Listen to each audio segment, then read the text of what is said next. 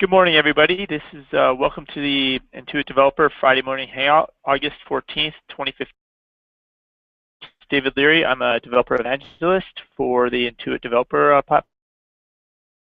Our guest today is going to be Peter Vogel. He's going to come on and talk about the inventory improvements to QuickBooks Online. As we wait for other people to arrive today and get into the Hangout, you can experience one way as a YouTube viewer, or you can actually, on the Hangout page, there's a link I've added for join, and you can join the Hangout and participate that way.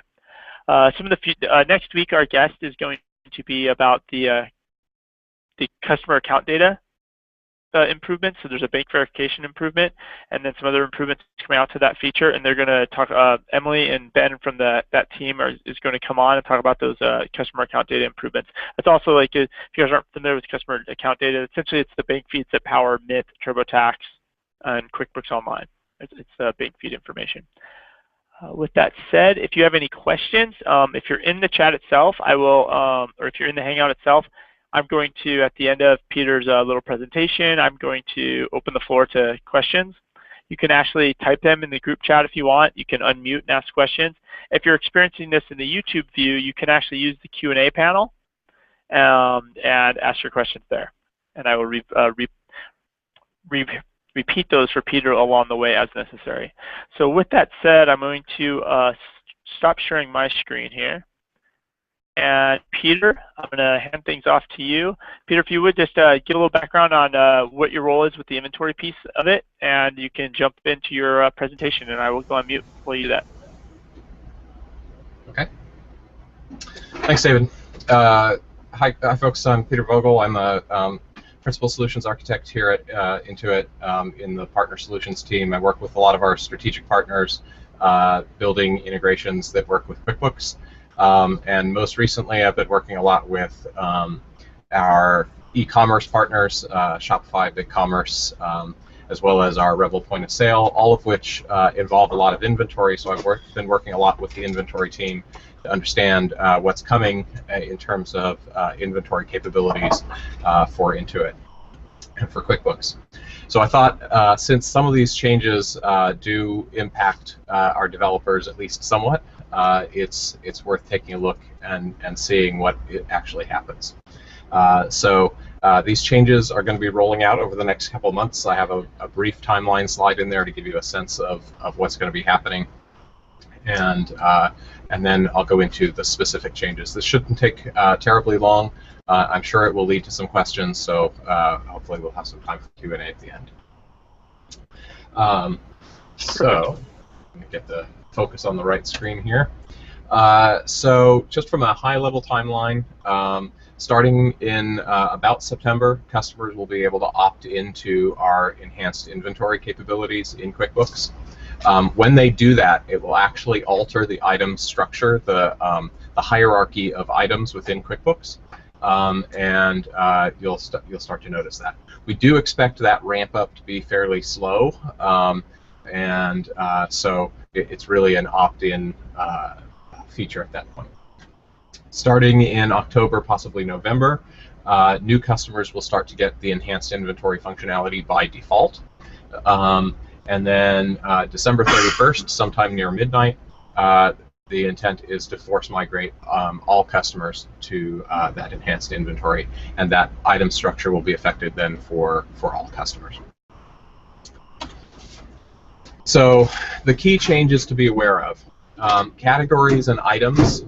So today, an item can have, I can create an item, call it parent, I can put a price on it, and then I can create an item that's whose parent is that parent item, and so forth. So I'm intermingling the concept of a category and a subcategory and an item fairly freely. That makes it really hard for apps.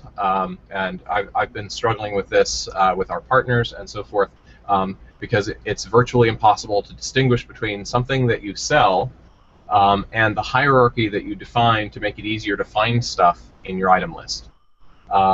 So in the new world order, categories are clearly distinguishable from items, and they cannot have a price or an income or expense account.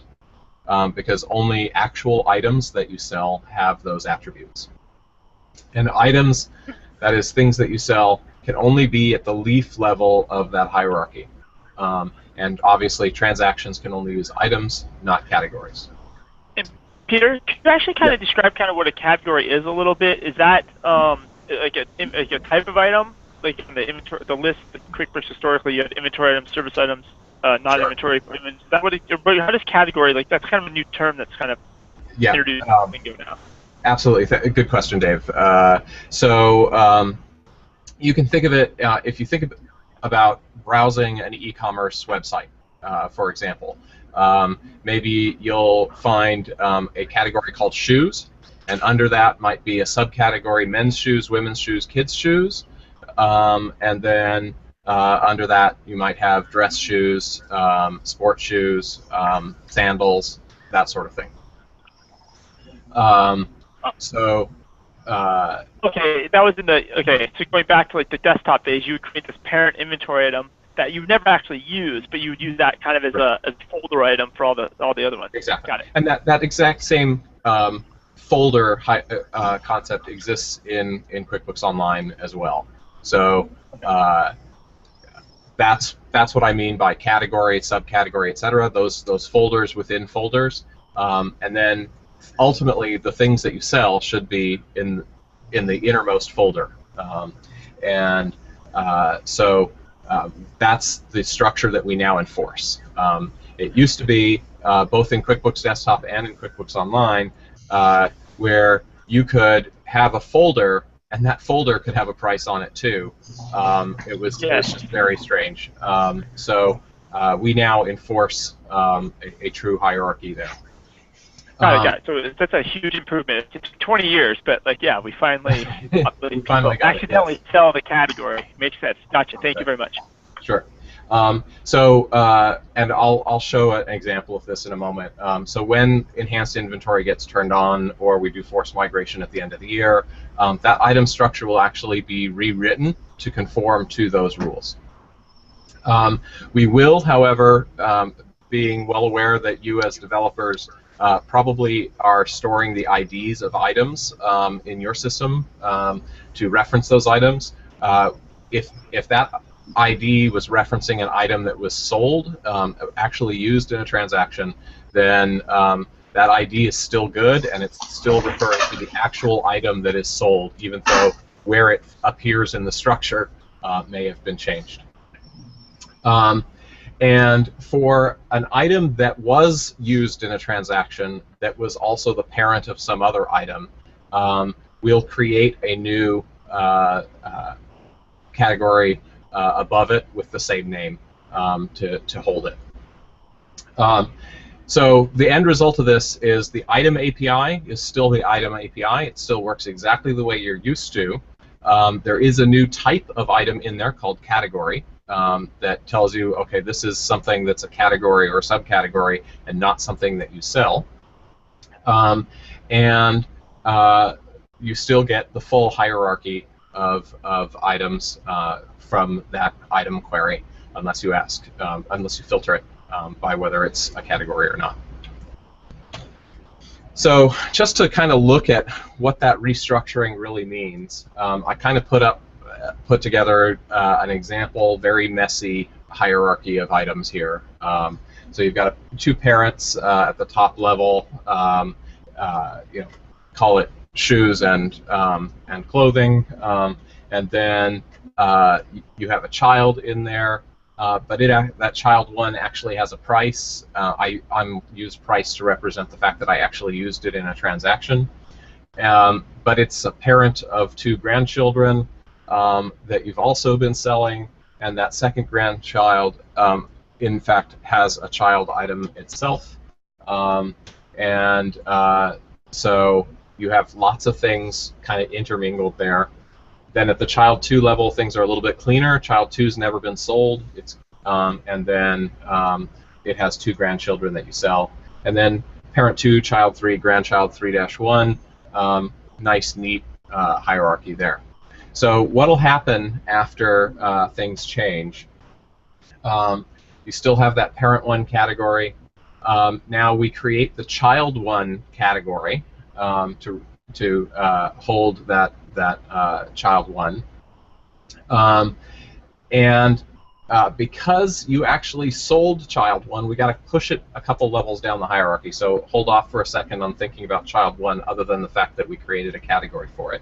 It was the parent of grandchild one and grandchild two, but again, because we have that great grandchild in there, we need that full hierarchy. So we have a grandchild one category, a grandchild two category, and then we create the items underneath grandchild 2 for the great-grandchild and the grandchild 2 item that you were selling before. Let's see if I can turn on the draw tools here for a second. All right. Well, you're turning on those tools, Peter, just to make sure I'm on the same page and we're on the same page too. This is what's going to happen when these get migrated during that migration process. That's correct. That's right. Got it. That's it. So if I had like a bunch of grandchild 2s and grandchild 3s and it was really deep, right, or great-grandchildren, it can kind of get messy when I first see my list of inventory immediately after migrating over. I'm going to have lots and lots of categories that I didn't have before. That's right. Exactly. Okay. And for some reason, I can't figure out how to use my draw tools, so I'm not going to worry about it. But hopefully you guys can see my mouse. We can see your mouse. Great. Yeah. So this great-grandchild 1 is appearing here, and we have the grandchild 2 category that got created to hold it because it belonged to grandchild 2.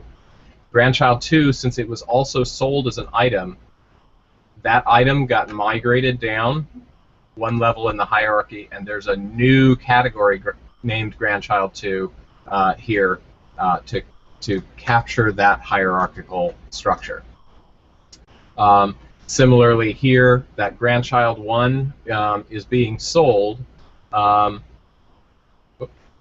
my slideshow. That grandchild 1 is being sold, and so we need a category to hold it and a grandchild 1, because again, we're not freely intermingling items and categories. And so a given category can only hold either categories or items. And then finally, we have the child 1, and again, because that was being sold, we have to push it a couple levels down in the hierarchy. So we create the child 1 category to belong to it, and the child 1 category again. I'm going to verify that that is actually the behavior. That's why I'm showing it in red. That was the one doubt I had as I was putting these slides together last night. And then similarly here, you see the structure didn't actually get modified at all as we go from parent 2, child 3, because we had a nice clean hierarchy. So in a clean hierarchy, you're not going to notice any difference, but if the customer had a very messy hierarchy of things you sold versus folders, it will migrate in this way. The beauty, though, is that now an application can very clearly tell what's the stuff you sell, how should it be structured, and that's great for e-commerce websites, point-of-sale websites, anything like that where you need to manage that. So that's kind of the painful side of the enhanced inventory for us as developers. But we do get a lot of enhancements for the price. To start with, if you haven't used the minor version field or the parameter in your REST requests, you're going to want to start using it because to maintain backward compatibility, there are some changes here that we can't expose in older versions of the XSD, and so if an app doesn't tell us it understands these new attributes, we won't send them, and hence you need to set your minor version to 4. So the item type field in an item, it's an enum, and it adds the category enum type. Again, because we need to maintain backward compatibility, if you don't tell us minor version 4, then we're going to return those to you as a service item. And again, because of backward compatibility. Obviously, you can't convert an item to a service, a category to a service item. So if you try to write that back to us, modify it, write it back to us, you'll get an error because you're trying to change a category to service. So minor version 4 will be very important. And again, because you have that type field, you can actually query and get just items that you sell and ignore the categories by querying for the type is not a category. And here, or if you say the type is category, you get just the category structure and not the sub-items that you sell underneath it. Very good for those situations where you want to import the levels of the hierarchy and then get the items within them. And then a very long requested feature, the SKU field. So now we actually have a SKU on items. I've been here 13 years. I think one of the very first requests that I fielded as a developer support engineer 13 years ago was somebody wanting a SKU on an item in QuickBooks. So you do get that SKU field, again, under minor version 4, because earlier versions, if they're using XML, wouldn't understand that field. And then... That's huge, Peter. I was just gonna, the SKU field is definitely huge. I know a couple weeks back we did we had a whole hangout about custom fields. And this is one of the big use cases. Like, why do you need custom fields? Well, I have to track this specific SKU or this specific inventory part number that is used by vendor, whoever it might be, and it's a huge, huge deal that's going to appear now in QuickBooks. And like you said, historically, it's another one of those features that people wanted for like 20 years. It's finally here. Awesome. Yes, exactly. And then again, a very oft-requested feature. How do I store images with my items? So we do now have images for items, and you'll start to actually see that in the item drop-downs sometime probably next year, next calendar year. You'll start to see that show up in the UI as well. So when you're picking an item, you don't just see the names, you also see the pictures of them, which can make it very quick to find the items you're looking for.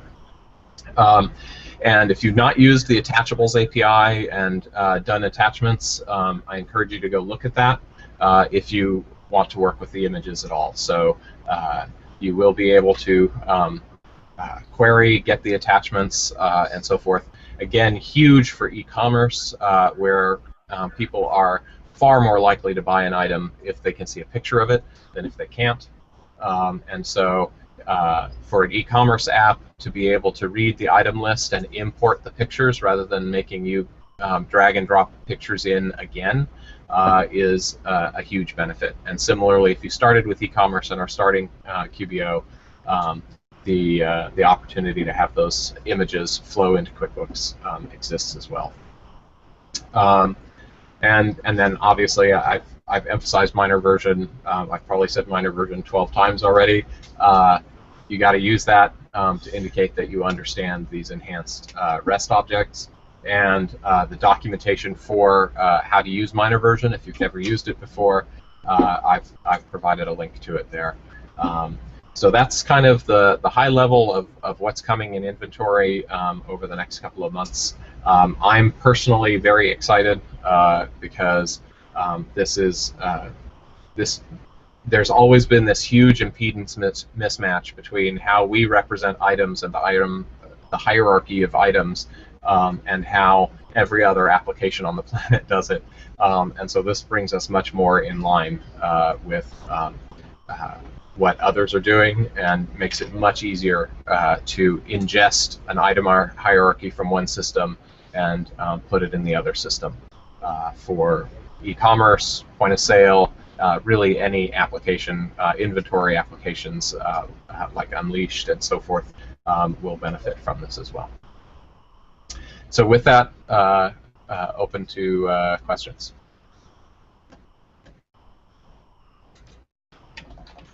Yeah, hi, this is Jack from ATEX. Will this be in the .NET SDK so we can put in the minor version? Yes, it should be. I don't know exactly the timing for that, but I will look into that. Okay, thank you.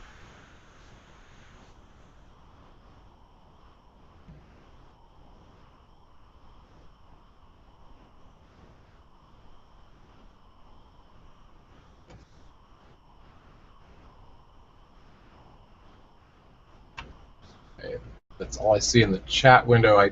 Somebody asked for a paste of the document link. I just pasted that into the chat window.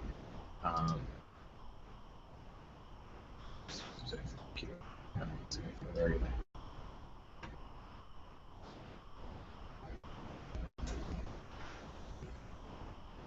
Hi, Peter. This is Matt with SalesPad. You mentioned that you're only going to preserve the IDs for the items which have been sold, or is that only for parent items that have been sold will be preserved? Yeah. So IDs will be preserved wherever possible. So the only time what will happen? Let me go back to that slide. Let me find my mouse again. In this example here, like with parent 2, child 3, grandchild 3, there's no ID change whatsoever in all of that. And here, parent 1, it's a clean category. That ID will be preserved as we go over. Here, child 1, the item that's being sold down here where it's in red, those IDs will be the same. But the new category here and here for child 1 category and child 1 subcategory will be brand new. So obviously there's no preserving of IDs there. They're new IDs.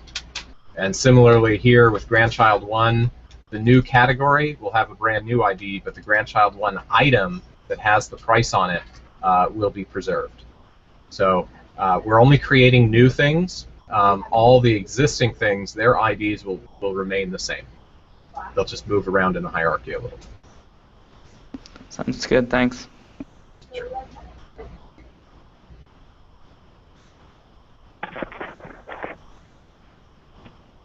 Okay, I'm back. Peter, my Bluetooth dropped. The driver and I had to restart some things. Can everybody hear me fine?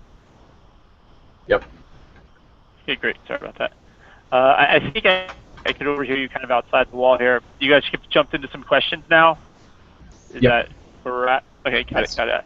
So anybody that's watching the YouTube experience, the Q&A panel is open, and you can ask questions externally that way. And then anybody on the floor, feel free to unmute and jump in with any questions you guys have.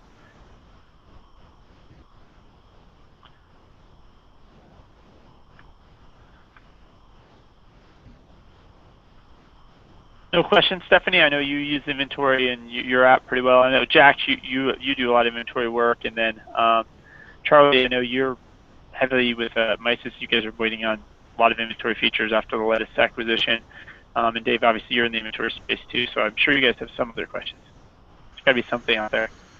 Yeah, could you repeat everything? I came in late, so could you start all over again? You can rewind later, Jack.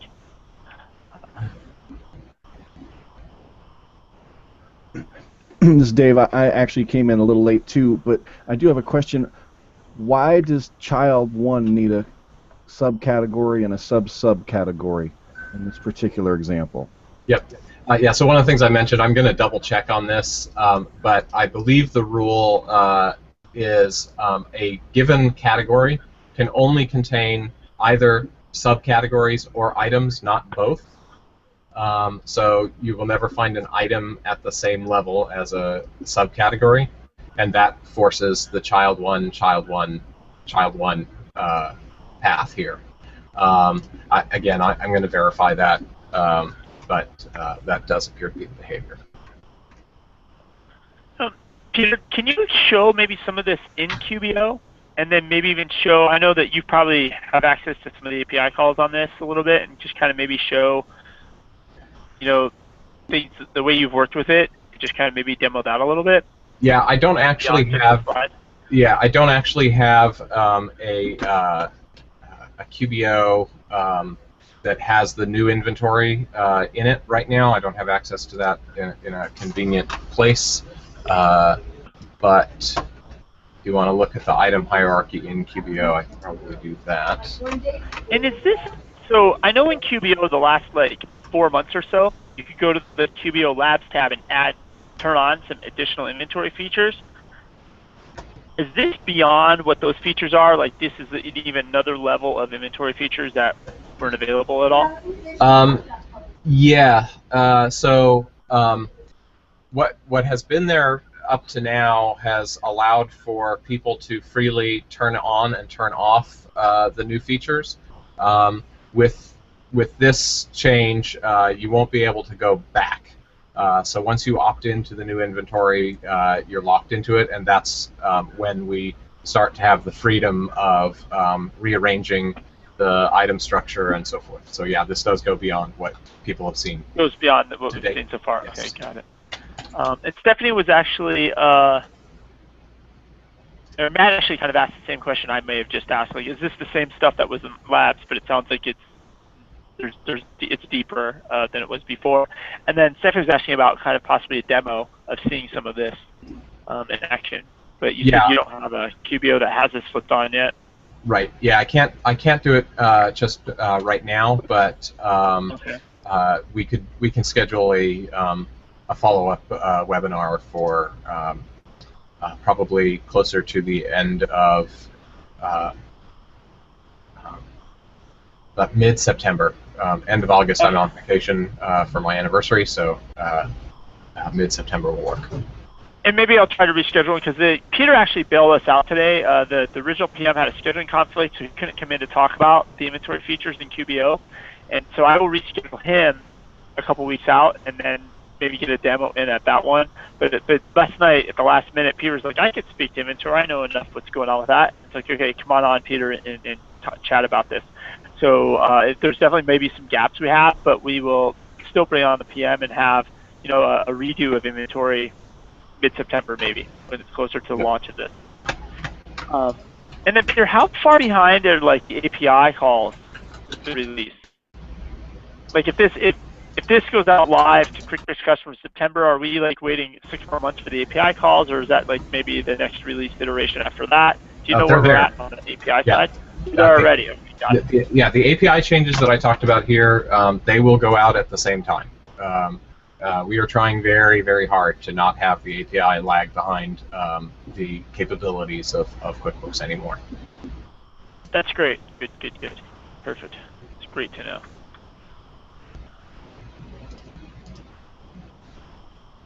Anybody else have any questions today? Yeah, Peter, can you go back to the hierarchy there? Yeah, thank you. Sure. Just wondering how, in a multiple level bill of material, if you have an item that might be like great grandchild 1, right? Mm-hmm. It's in that particular hierarchy. Let's say it's a reflector, right? Then in a different item, it's much deeper than that. How does that occur in this new restructuring, or does it in QuickBooks? Yep. So what you're really referring to is what we would call an item group in QuickBooks Desktop, or even an assembly item in QuickBooks Desktop. Right. And we're not quite there yet. So there are plans for not too long from now to have the ability to support an item group. So you could, for example, if you have a bicycle, as you can tell, I biked in today. If you see the video of me, I'm still in my bike clothes. So if you have a bicycle that's made up of 2 wheels, a derailleur group, pedals, cranks, etc. And so you there would create the item group for the specific style of bicycle somebody's purchasing, and it drops in Shimano Ultegra component group, the wheels that are standard for that bike, etc. So that will be coming, and that is distinct from this hierarchy itself.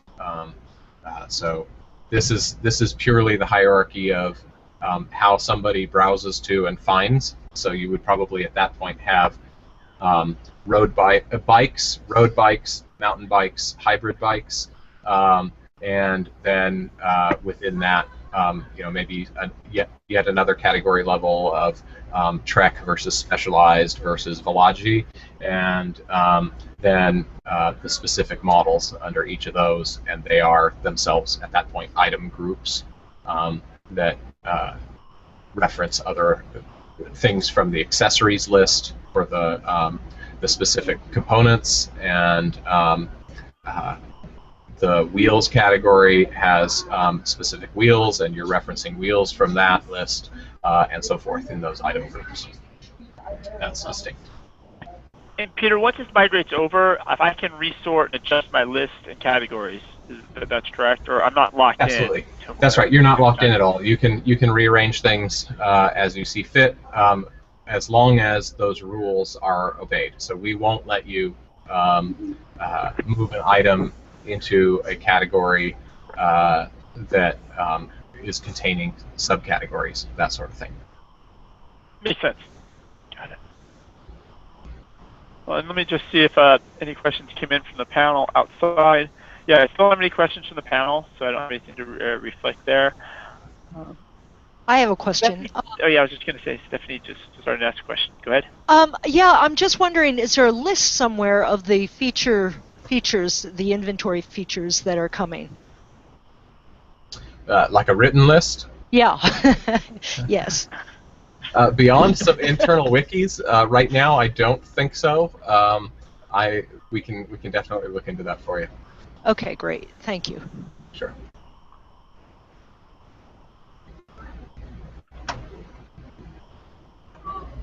Cool. One other thing today, if Peter's finished, I plan to do, I'm actually in the Mountain View office right now. Peter's actually on the other side of a glass wall. Like, he's literally right over there.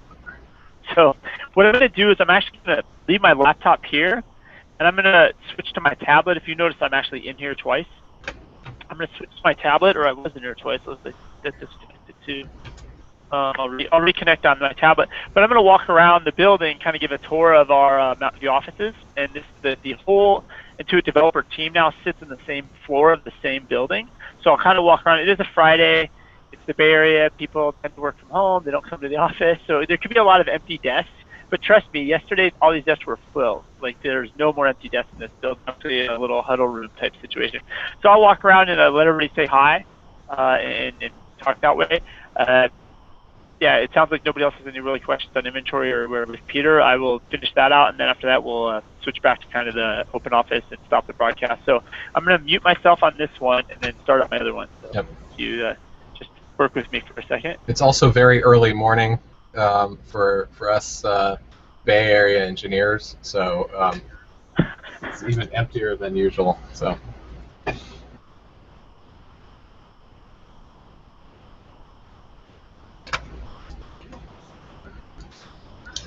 Yeah, but Peter, what kind of bike you actually riding there? That's what I want to know. Well, Dave can show you that. It is the Volagi Lisio 2 with electronic shifting. It's all carbon. When I don't have my panniers and everything on it, you can lift it with your pinky. It's a great bike. Sounds nice. The electronic shifts are very nice. They are incredibly nice, yeah. I used to, I injured my back recently, but I used to regularly do a bike ride from San Francisco to Los Angeles to support the Arthritis Foundation. This is a great bike for that. Yeah, yeah. Wow. Well, I'm jealous. Yeah. But as you were describing the group, Peter, you were describing groups of products. That's very close to being an assembly, but not really an assembly, right? That's right. So where do you see assemblies? Is that in 2016, or is that later than that? So it's definitely on the product management team's radar. They've been looking at kind of the level of usage of the various features within QuickBooks for these things, and assembly is used by actually a very small fraction of our users today. So it's not real high on the priority list at the moment. Okay, and when you say QuickBooks, that's the desktop you're talking about. Yes. Yeah. Obviously. Yeah. Okay. Yeah. But the good news here is we should be pretty much at parity with QuickBooks Desktop Pro and Premier. From this perspective, at least, fairly soon here. Okay, all right. Thank you. Yep.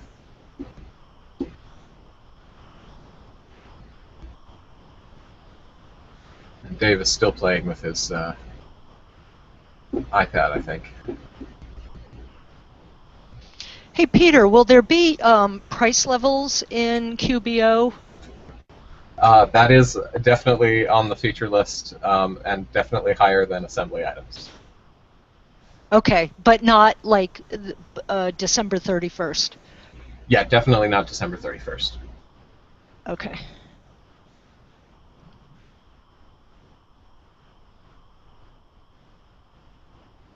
Yeah, we do have a fair number of people using price levels.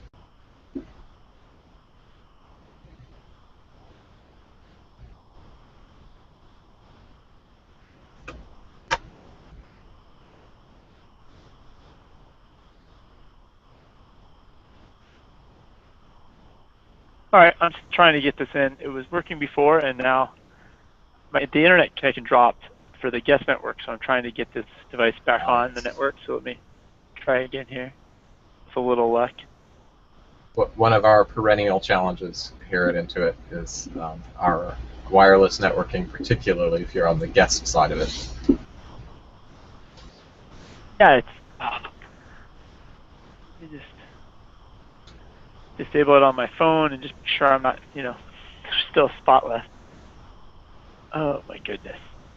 Like, so I'm connected. It just doesn't want to have the Hangout go through now. I'm not getting the actual join button. I'm definitely not in. This might be a fail unless I carry the laptop around, which is what I may just have to do. Okay. Because this is not. Yeah, I say carry your laptop around. Yeah, that's what I'm going to do because this is obviously not going to connect. Or it'll connect now that I'm not trying. All right, let me do that, and hopefully maybe I won't do that. Okay, let's see. All right. Well, folks, I've got a meeting at 10, and I need to get changed before then, so I'm going to sign off.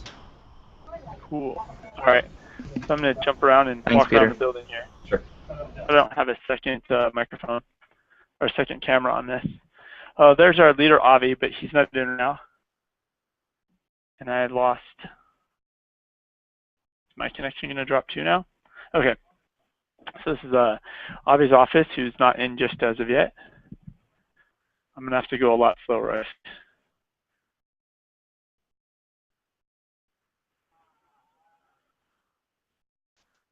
Hopefully you still hear me, Matt? Yeah, I can still hear you. Just the video's bad. Yeah. I'm having some crazy washout on mine, too. This may not totally work. So one thing we have here in the building is we have all the apps. If you guys have an app and you're on apps.com, you have a t-shirt. If you send it to us, we'll definitely hang that up on the wall here. That's cool. I have to figure out which way to turn the laptop to see the best. Everything's opposite. I think we're up there. There we go. So we have all the app shirts on the wall here. Like I said before, nobody's here yet. Here's some of the dev people. Say hi. Fine, so there you go, it catches up. So there's some of our biz dev people. Cool. Working hard, making deals. Those of you who have gone through the tech reviews, there's some of our tech review teams. You probably have emails from Tony for sure. You've had emails from Tony. And Anthony, you may have talked to Anthony a couple times here and there. So it's part of the tech review team. Those guys are here working. No, they don't get late Friday mornings. Anthony and Tony. Anthony, you guys sit next to each other, make it hard on the rest of us. Perfect. Thanks, guys. Let's walk down here a little bit. There's Sonia, or Sophie. And then here's Lisa. Say hi, Lisa. Hey. Unfortunately, the Wi-Fi on my other tablet dropped. We're using the laptop to move around to say hi, so it's kind of hard to figure it out. There we go. Say hi to everybody. So this is my manager. So if there are any complaints, this is who you want to send them to. There aren't any. Hopefully not this week anyways. All right, we'll move on. I'm afraid this is going to drop the Wi-Fi as I get further from the distance point, and we're going to lose the whole thing. So we'll see. It could be a game. There's Joe, who runs social media. There she is. Say hi, Joe. More building. Nobody's over here. Jared's here. For those of you from the old IDN days, you might remember Jared. Takes a second. The camera is like, the Wi-Fi is bad, so give it a second here. There he is. Maybe. There he is. Say hi, Jared. Jared's pixelated face. Jared? A little bit of a delay. All right, that's good. And here's Lori, another one of our fearless leaders who's actually here. Wait, it takes us, it's really delayed. Bandwidth might be exceeding our. Okay. You can tilt down. I'm not calling it. There you go. Hi, everyone. Hi, Lauren. So we're chipping away at this. The other device, the Wi-Fi dropped. I can't get to reconnect. So, all right, and then we'll walk down another hallway here.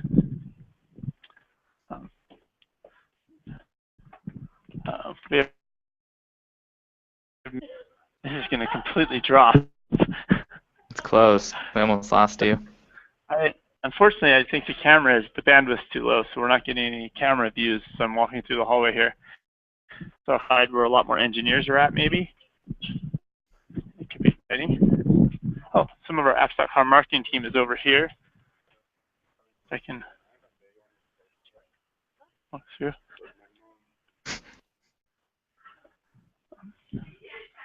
But the apps.com marketing people are not here right now. More biz dev people. Let me try to go to the other side of the building here. And our company needs to catch up. Can you still hear me fine? Yeah, can you hear me?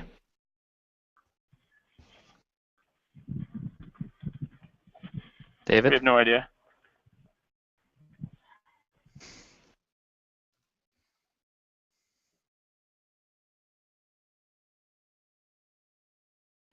There's just more engineers and more cubes. So let me return back to the room I was in, and hopefully the bandwidth will pick back up.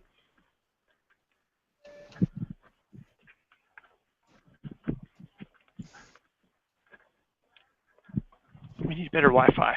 I agree.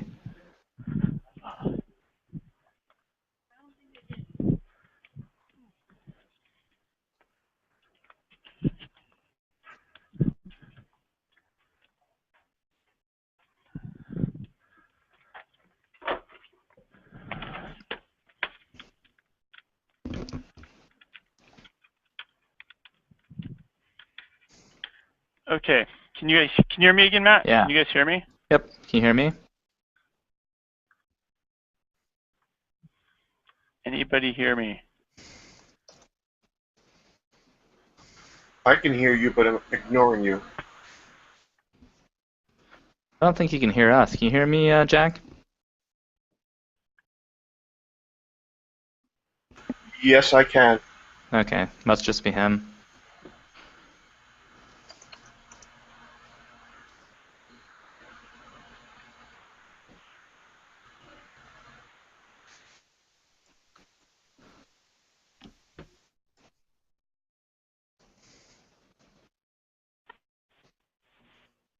Hello?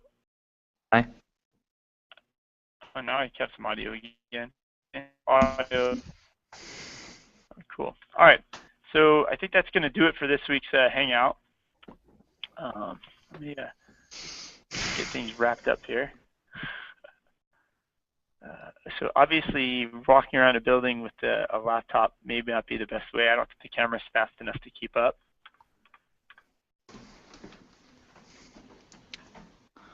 So thanks everybody for coming to this week's Hangout. This will be up on YouTube here in a little bit, and for now I'll stop the broadcast and we'll just do open office hours for the last hour here. Thank you for attending.